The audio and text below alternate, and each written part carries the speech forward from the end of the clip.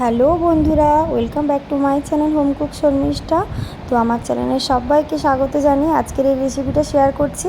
আজকে বানাতে চলেছি ভাতের ফ্যান দিয়ে আর ময়দা দিয়ে সুন্দর এক দুর্দান্ত পাঁপড়ের রেসিপি। এখন তো প্রচুর রোদ, তো গ্রীষ্মকাল আপনারা কিন্তু এভাবে পাঁপড় বানিয়ে রেখে দেবেন। সামনেই তো আসছে বর্ষাকাল, এই বর্ষাকালে কিন্তু এই পাঁপড়টা খেতে ভীষণ মজা লাগবে।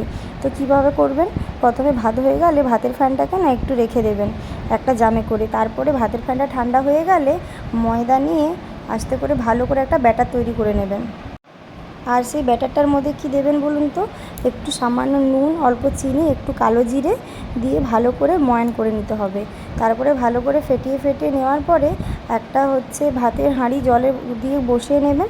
তারপরে ভাপ উঠলে একটা থালার মধ্যে একটা থালায় ভালো করে সরষের তেল বুলিয়ে নিয়ে একটু করে ব্যাটার দেবেন। ওই ভাতের হাঁড়ির ভাপে করে ওটা ভাপে না আস্তে করে সেদ্ধ হয়ে যাবে। ঢাকনা দিয়ে রেখে দেবেন। 2-3 মিনিট পরে দেখবেন পাঁপড়টা থালা থেকে ছেড়ে উঠে আসছে। এভাবে ছেড়ে উঠে আসলে তুলে নেবেন। তো এরকম করে সমস্ত পাঁপড়গুলোকে কিন্তু করে নেবে। এটা কিন্তু ভীষণ সাবধানে করতে হবে। তারপরে এটাকে সবগুলোকে থালার মধ্যে সাজিয়ে রোদে দিয়ে নেবেন। ওটা শুকাতে 2-3 দিন সময় লাগবে। তো ভালো করে শুকিয়ে গেলে দেখুন এটাকে তেলে নিয়ে তেলটা গরম করে নিয়ে ভেজে নিয়েছি। কতটা সুন্দর হয়েছে দেখুন পাঁপড়টা, আর কীরকমভাবে ফুলে উঠছে দেখুন। ভীষণ সুন্দর খেতে হয় বন্ধুরা, আমার তো ভীষণ ভালো লেগেছিলো। তো আপনারা একবার বাড়িতে বানিয়ে ট্রাই করে দেখতে পারেন, খুব সুন্দর লাগবে। যদি আমার ভিডিওটা ভালো লাগে তাহলে অনেক করে শেয়ার করবেন। আর আপনারা যদি আমার চ্যানেল নতুন হয়ে থাকেন, চ্যানেলটাকে প্লিজ সাবস্ক্রাইব করে দেবেন আর বেল বাটনটা অন করে রাখবেন, যাতে করে নতুন ভিডিও ছাড়লে সবার আগে আপনাদের কাছে পৌঁছে যেতে পারে। তো আমার ভিডিওটা দেখার জন্য আপনাদেরকে অসংখ্য ধন্যবাদ।